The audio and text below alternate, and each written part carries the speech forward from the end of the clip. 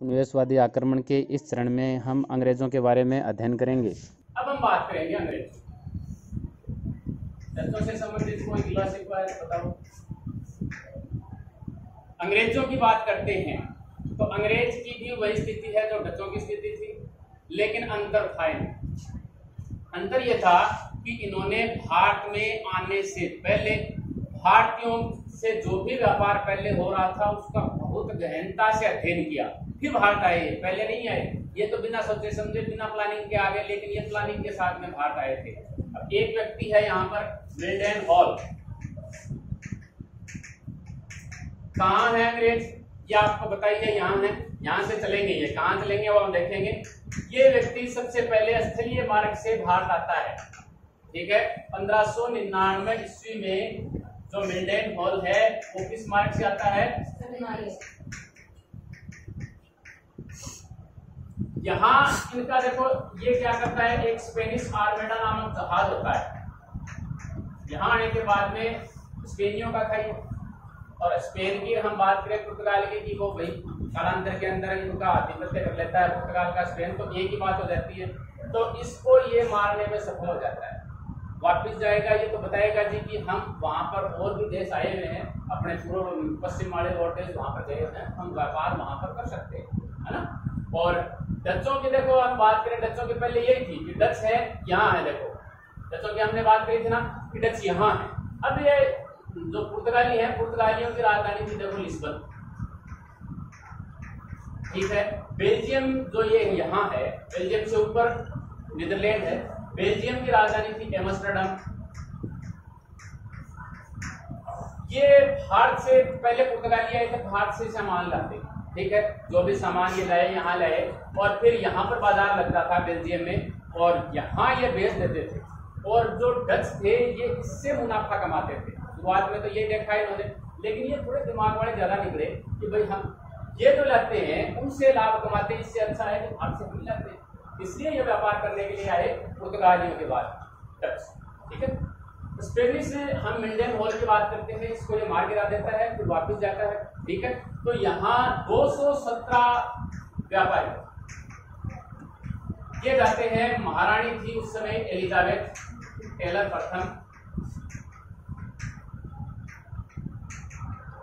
उसके पास जाते हैं कि महारानी जी हम पूर्व के देशों के साथ में व्यापार करना चाहते हैं और हम आपको भी उसमें शेयर होल्डर बनाएंगे, आपके भी उसमें शेयर रहेंगे।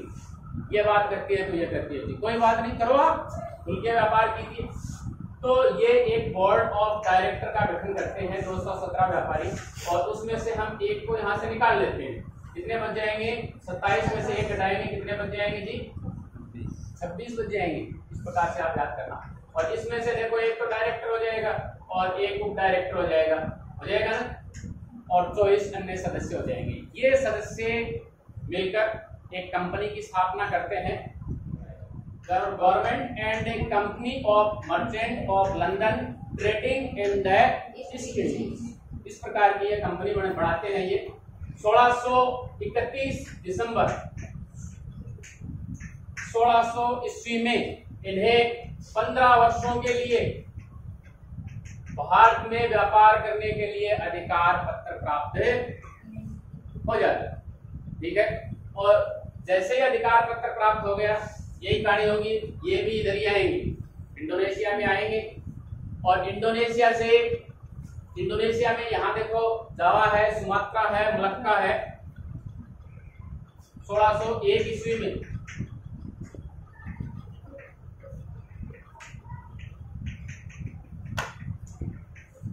यहाँ पर अपनी कोठियां या कारखाने स्थापित करने में सफल हो जाते हैं। फिर यहाँ से अगला रुख करेंगे ये 1604 में भारत की तरफ, ठीक है, क्योंकि हम अब भारत जाना चाहते हैं, लेकिन इनकी कोशिशें सफल नहीं हो पाती। फिर ये जो यहाँ पर है सूरत में 1608 ईस्वी में, ठीक है, एक व्यक्ति है हॉकिंस,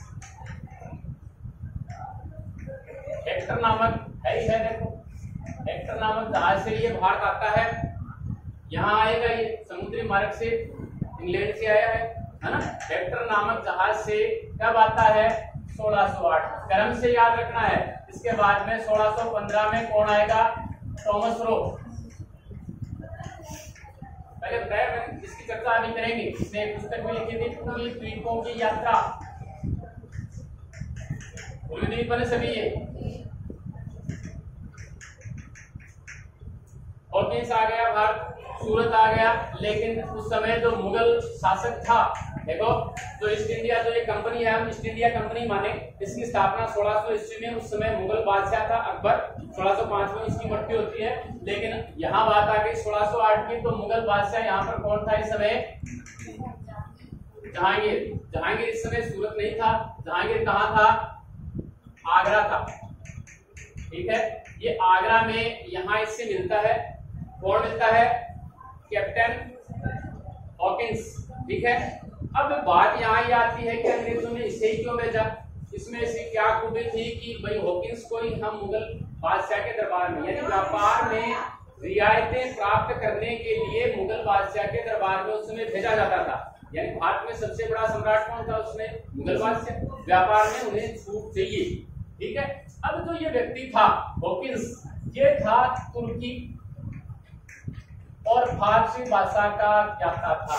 अंग्रेज था लेकिन तुर्की का भी जाता था और फारसी का भी जाता था, और मुगल दरबार में यही भाषाएं चलती थी। अब कोई अंग्रेज आएगा यहाँ, मान लीजिए यहाँ आता है और वो जल्दी हिंदी बोलता है, आप प्रभावित नहीं होंगे इससे? कोई अंग्रेज होकर हिंदी बोल रहा है, कितनी बढ़िया बोल रहा है। तो ऐसे ही ये भी इससे प्रसन्न हो जाता है, मुगल बादशाह जहांगीर भी इससे खुश हो जाता है। खुश होने के बाद में देखो, एक तो देता है इसे 400 का मनसब। मनसब जानते हैं ना? औकात।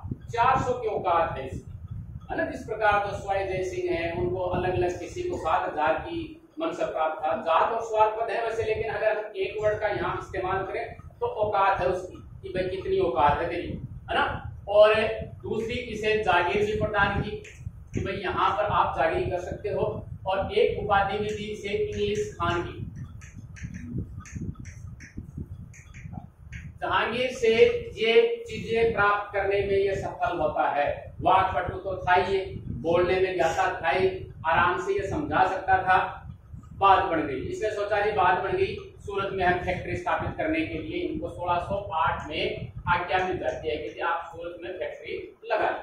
लेकिन पहले से कौन आए हुए थे? पुर्तगालियों ने कान भर दिया जाके, भाई पढ़ाओगे तो सही लेकिन हमसे पूछ के पढ़ाना। तो फिर आपस में लड़ाई हो जाए। 1612 में हॉकिंस है, ठीक है, और इसका एक सेनापति था बेस्ट और मिल्डन। इनके साथ में मिलकर 1612 ईस्वी में एक युद्ध होता है, स्वाली। मत याद रखना, बहुत ही कम जगह ये युद्ध देखने को मिलता है।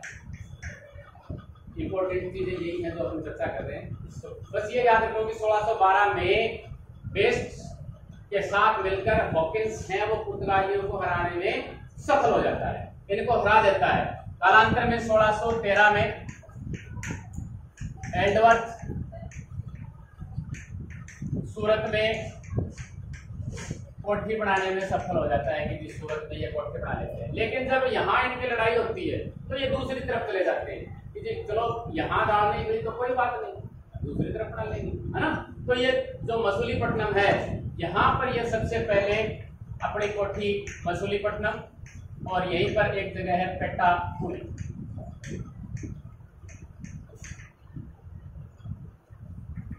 यहाँ पर ये कोठी सर्वप्रथम बढ़ाते हैं। तो मैंने आपसे चर्चा करी थी कि जो अंग्रेज है यहाँ पर इनकी अस्थायी कोठी बनती है, लेकिन वो स्थायी नहीं होती, इनको तोड़ फोड़ हो जाती है, फिर दोबारा उसका पुनर्निर्माण होता है।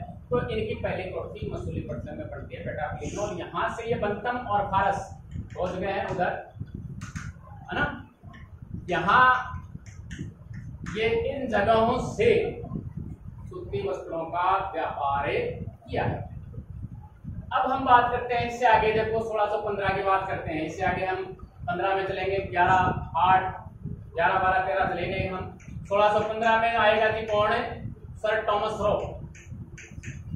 सर टॉमस रो भारत आते हैं, ठीक है, ये सूरत आते हैं, लेकिन सूरत में तो रहते नहीं है ना, लगभग मुगल बादशाह हैं वो सूरत में नहीं मिलते, तो ये उस समय गए हुए थे अजमेर, याद रखना है आपको, अजमेर गए हुए थे ये, है ना। और अजमेर गए हुए थे तो जो सर थॉमस लॉ है वो कहाँ जाकर मिलेगा, अजमेर जाके मिलेगा। तो अजमेर गया तो भाई मेरे को व्यापार में छूट चाहिए, बोले छूट चाहिए तो इससे पहले मेरा भी काम करके थे कि भाई तो अजमेर है, ठीक है, इलाहाबाद है और मालवा है, मांडू की चर्चा करी थी ना पढ़ने पहले। इन जगह से तुझे दीवानी वसूल करनी, ये योग्यता तेरे में जाता है ना। और इसके बाद में ये भी इसे समझाने में सफल हो पाता है। और उसके बाद में देखो कई जगह इनकी कोठियां बन जाती हैं, जैसे अजमेर में बन जाती है ना, और बड़ौदा में बन जाती है, अहमदाबाद में बन जाती है, बड़ौच में बन जाती है। इस प्रकार की कई कोठियां यहाँ इनकी स्थापित हो जाती हैं और इनका मुख्य केंद्र यही रहा इस समय तक, यानी यहाँ से ही ये अपने व्यापार का संचालन करते थे। कहाँ से? सूरत से। यहाँ तक की बात। इससे हम आगे चलेंगे 1632 में हम बात करेंगे यहाँ गोलकुंडा की। बताया था ना कि मैंने तेलंगाना में है। गोलकुंडा का जो नवाब था, सुल्तान था, उससे इन्हें एक सुनहरा फरमान प्राप्त होता है। अंग्रेजों के बारे में कुछ ज्यादा ही पढ़ना पड़ेगा क्योंकि अंग्रेज सफल रहे थे और अंग्रेजों को तो आगे तक झेलना है अपने को। आगे तक आप अंग्रेजों को झेलेंगे पूरे इतिहास के अंदर।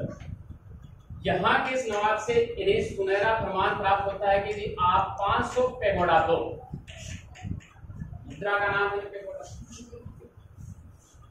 अब पेगोडा इससे नाम याद आया, यहाँ भी एक नाम रह गया कि इस कंपनी ने 65 लाख डॉलर की राशि दी कंपनी को संचालित करने के लिए। भाई इस 65 लाख से आप अपने कंपनी का व्यापार शुरू कर सकते हैं। ये आरंभिक पूंजी थी इनके पास।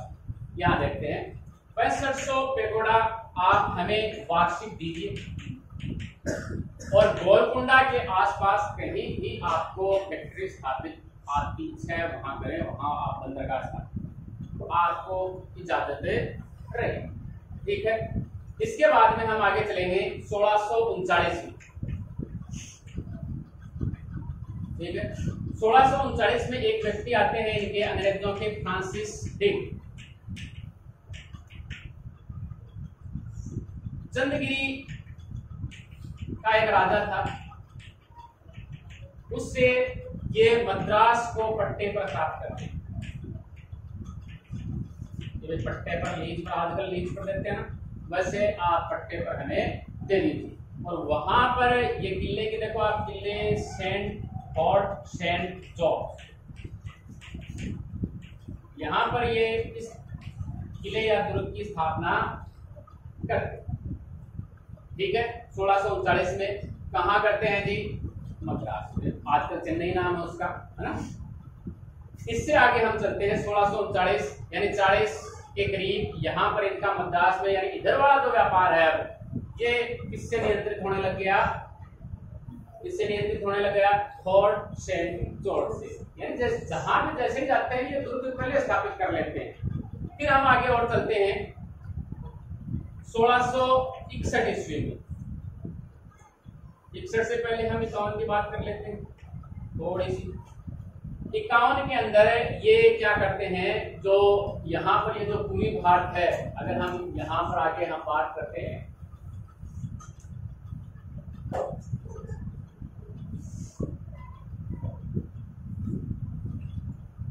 ये जो पूर्वी भारत है यहाँ पर ये कई कंपनियां स्थापित करने में सफल हो जाते हैं। जैसे कासिम बाजार है,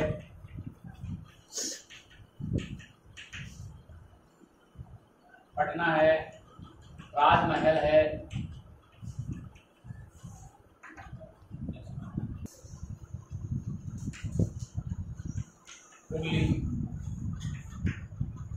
इन जगहों पर ये अपनी फैक्ट्री स्थापित करने में सफल हो जाते हैं। और इस समय मुगल बादशाह कौन है बताओ, कौन होगा?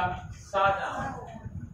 शाहजहां इनका विरोध भी करता है, लेकिन एक समय क्या होता है कि शाहजहां की बेटी है वो बीमार होता है और इसका इन्हें फायदा मिलेगा। गैब्रियल पॉपटन एक डॉक्टर आता है और वो शाहजहां की बेटी का इलाज कर देता है, यानी वो स्वस्थ हो जाती है। तो एक दो जहाजों को बिना चुंगी के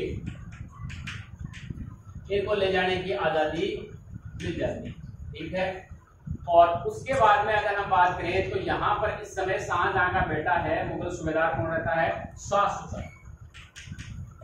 शाह शुजा था ना, हमने 4 बेटों की बात की है।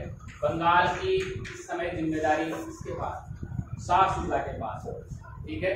फिर कालांतर में अगर हम बात करते हैं आगे चलकर, तो देखो हमने शिवाजी के बारे में अध्ययन किया था कि 1663 ईस्वी में किसको मार के भगा दिया जाता है शिवाजी द्वारा? ऊना के महल से शाइस्ता खां। और फिर शाइस्ता खां आएगा यहाँ पर। उससे पहले हम बात करेंगे अब 1661 की। 1661 में देखो हमने पुर्तगालियों में बात करी थी कि 1661 में उनकी एक राजकुमारी थी कैथरीन ब्रैगेंजा, इनका विवाह कर दिया जाता है किसके साथ में? चार्ल्स द्वितीय के साथ में। और इन्हें दहेज क्या दिया जाता है जी? बंबई के रूप में, यानी एक पर तो इन्होंने अधिकार कर लिया। अगर हम बात करें मद्रास पर इनका अधिकार हो गया। अगर हम देश के 4 महानगरों की बात करें तो दिल्ली को छोड़कर सभी पर अधिकार कराएंगे हम इनका। अब हम बंबई की तरफ चल रहे हैं कि बंबई इनको दहेज में मिल जाता है, 1661 में मिला है। लेकिन ये कहाँ रहते थे? इंग्लैंड में रहते थे। 1668 में ये 10 पौंड, यानी इंग्लैंड की मुद्रा क्या थी? वार्षिक किराए पर ये कंपनी को दे देते कि भाई अब आपसे बंबई संभालिए इनको। और एक व्यक्ति है यहाँ पर गेराल्ड आंगिया, ये फिर बंबई की विकास है वो बहुत अच्छे तरीके से करते हैं। यहाँ पर ये टकसाल भी स्थापित करते हैं। टकसाल जानते हो ना? जानते हो नहीं जानते हो? टकसाल मुद्रा ढालने वाला सांचा जो भी बनाते हैं ये कि भाई इतने नोट छापने हैं, जो भी टकसाल, समझ में आ गया। न्यायालय की स्थापना भी यहाँ पर करते हैं। ये पुलिस का कार्यालय भी यहाँ पर ये खोलते हैं। गोदी भी यहाँ पर बनाते हैं। गोदी जानते हो? डॉकयार्ड जो भी है। और कहते हैं कि जी इसने इतना विकास कर दिया यहाँ बंबई का कि जो पश्चिमी जो तट था, जो पहले सूरत के अंडर में आता था, अब जी किसके अंडर में आ गया जी? बंबई के अंडर में। यानी यहाँ से सब कुछ व्यापार है। अब से कहाँ से शुरू हो गया था? बंबई से शुरू हो गया।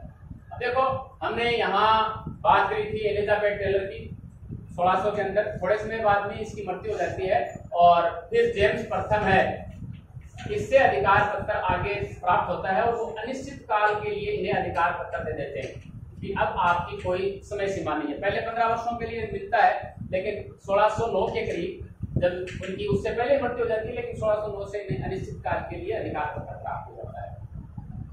1668 में ये आगे, फिर हम इससे आगे चलेंगे। 1600 के बाद में हम आगे चलते हैं तो आगे आ जाएगा अब मुगल बादशाह कौन आ जाएगा जी? औरंगजेब। औरंगजेब से इनकी टक्कर होती है और औरंगजेब है हुगली से इन्हें बाहर निकाल देता है। हुगली में कारखाना स्थापित कर लिया ना, देखो हुगली से इन्हें बाहर निकाल देता है। लेकिन अंग्रेज हो गए थे उस समय, देखो थोड़े ताकतवर हो गए थे, तो ये ही इनका सामना करना पड़ता है इन्हें बालासोर जो उड़ीसा में है। यानी यहाँ हुगली का बदला ये बालासोर में लेते हैं, किससे? औरंगजेब से। और औरंगजेब ने कहते हैं कि 1701 ईस्वी में सभी यूरोपीय कंपनियों को भारत से निकल जाने का आदेश फरमान जारी कर दिया कि सभी भारत से निकलो, आप कोई काम के नहीं है। जब तक औरंगजेब रहा इनकी स्थिति एकदम खराब रहती है। जैसे ही औरंगजेब की मृत्यु हो जाती है फिर इनकी स्थिति संभल जाती है। आगे मैंने बात किया था कि शाइस्ता खां आता है। शाइस्ता खां के बारे में है कि जी ये अंग्रेजों को एक भ्रष्ट, कुत्सित जाति वाली, झगड़ालू, बेईमान जाति समझते थे ये, लेकिन इनकी चली नहीं यहाँ पर ज्यादा। इससे हम और आगे चलेंगे। हम देखो बंबई के अंदर इसका अधिकार हो जाता है। अब हम चलेंगे आगे की तरफ, यानी हम अब पूर्व भारत में यहाँ पर कलकत्ता 1668 तक हम पहुंच गए हैं। 1690 चलेंगे हम। 1690 के अंदर, यानी आपको अंग्रेज इस रूप से याद करने हैं कि तीनों महानगरों में पहुंचाना है उनको, है ना, तीनों महानगरों में हम पहुंचाएंगे। यहां पर एक व्यक्ति है इब्राहिम खान। इब्राहिम खान से इन्हें, इब्राहिम खान जमींदार था एक, और यहाँ इन्हें सुतनाटी प्राप्त होती है। ठीक है, सुतनाटी फैक्ट्री स्थापित करने के लिए एक व्यक्ति है जॉब चार्नोक। 1690 की बात कर रहे हैं हम। जॉब चार्नोक को मुगल बादशाह से अनुमति मिल जाती है। मुगल बादशाह कौन है? औरंगजेब। औरंगजेब से अनुमति मिल जाती है कि आप सुतनाटी में फैक्ट्री स्थापित कर लें। लेकिन एक जमींदार रहता है बर्दवान का शोभा सिंह, वो इसका विरोध करता है कि जी अंग्रेज है, ये शाइस्ता खां की तरह जानकार हो गया था कि जी ये बढ़िया जाति नहीं है, तो इसको बाहर से बाहर निकाल देना चाहिए, है ना। तो ये इसका विरोध करता है। विरोध करता है तो इन्हें किसकी आवश्यकता होती है? यहाँ पर दुर्ग बनाने की आवश्यकता होती है। फिर लड़ाई होगी तो दुर्ग बनाएंगे। ठीक है, इब्राहिम खान से इन्हें मिलती है ये। और फिर एक व्यक्ति और आता है अजीम उस्मान, ये सूबेदार था बंगाल का उस समय। अजीम उस्मान से इन्हें 1200 रुपए वार्षिक की दर पर गोविंदपुर, सुतनाटी ये और कोलकाता, ये 3 जगह प्राप्त होती है। गोविंदपुर, सुतनाटी और कोलकाता। किसको? जॉब चार्नोक को। ठीक है, इन तीनों को मिलाकर, ठीक है, सम्मिलित रूप से ये किसका बसावट करता है? कलकत्ता। और कलकत्ता में जिस दुर्ग का निर्माण करता है, क्योंकि इसे चाहिए, इन लोगों ने विरोध किया है, उस दुर्ग का नाम क्या है? Fort William. दुर्ग याद रखें, ये फोर्ट विलियम बहुत शानदार है, देखना आप कभी जाएं तो। अंग्रेजों की बनाई हुई इमारत है। फोर्ट ये सेंट जॉर्ज है। फोर्ट विलियम कहाँ है? कलकत्ता में है। तो तीनों जगह का वजह हो गया इनका, है ना। यानी यहाँ पर पूरे भारत में यहाँ से व्यापार करेंगे, यहाँ नीचे की तरफ यहाँ इससे व्यापार करेंगे, भारत का मानो, और इधर ये किससे व्यापार करेंगे जी? बंबई से व्यापार करेंगे। अब हम आगे चलते हैं। आगे हम चलते हैं तो देखो, इससे पहले वहां पर जो इंग्लैंड है, इंग्लैंड में क्रांति हो जाती है। क्रांति हो जाती है तो वहां पर संसद की स्थापना हो जाती है। संसद की स्थापना हो जाती है तो प्रत्येक व्यक्ति को, कंपनी के अलावा प्रत्येक व्यक्ति को जो इंग्लैंड का है उसको भारत में व्यापार करने की अनुमति मिल जाती है। ठीक है, तो एक कंपनी फिर और आ जाती है यहाँ, और वो भी कहेगी कि मैं भी भारत में व्यापार करना चाहती हूँ। तो English company trading into the east. ठीक है, इस प्रकार से एक कंपनी और आ जाती है, और वो एक व्यक्ति है नॉरिस। औरंगजेब से वो अनुमति प्राप्त करते हैं कि हम व्यापार करना चाहते हैं, तो व्यापार करने की अनुमति उन्हें मिल जाती है। लेकिन कालांतर में 1708-9 में एक व्यक्ति आते हैं यहाँ पर, गोडोल्फिन।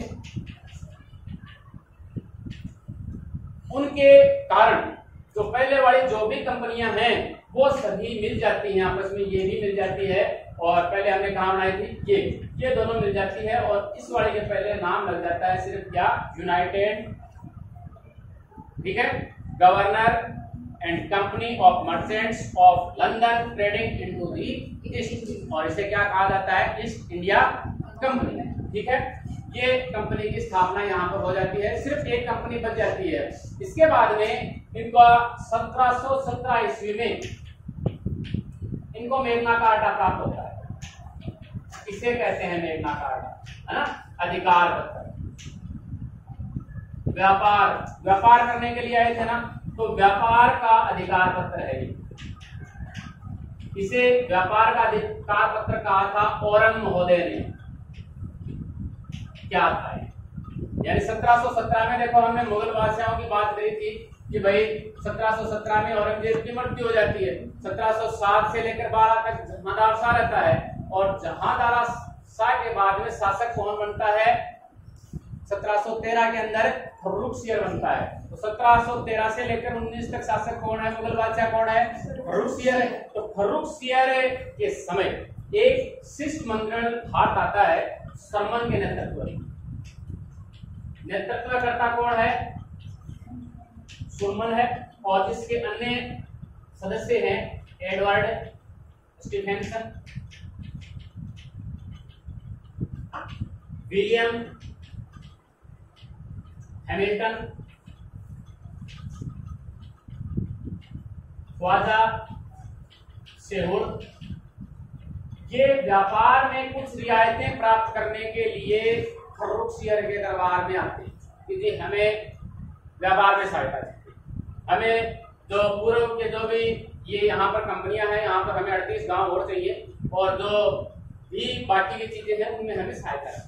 लेकिन जैसे ही ये आते हैं तो ये क्या देखते हैं कि फर्रुखसियर की मार कर जाते हैं। वही शाहजहां वाली बेटी वाली सी बात, और भयंकर इनको बस मारने वाली बीमारी लग जाती है कि जी आज मरे कल मरे, इस प्रकार की बीमारी लग जाती है। तो इनके साथ में एक सज्जन आया था विलियम हैमिल्टन, और ये इनको इस बीमारी से मुक्ति दिला देता है।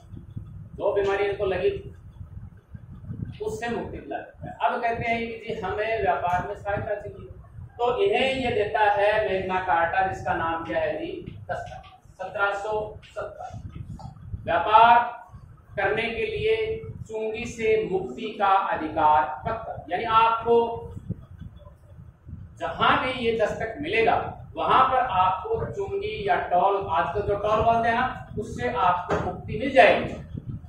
तो देखो क्या देते हैं इसमें, क्या होता है कि बंगाल में आप दीजिए, हमें ये कहता है, यानी 3 लेटर 3 जगहों के लिए जारी करता है। ये एक गुजरात के लिए ये लेटर जारी करेगा, कौन है, कौन करेगा?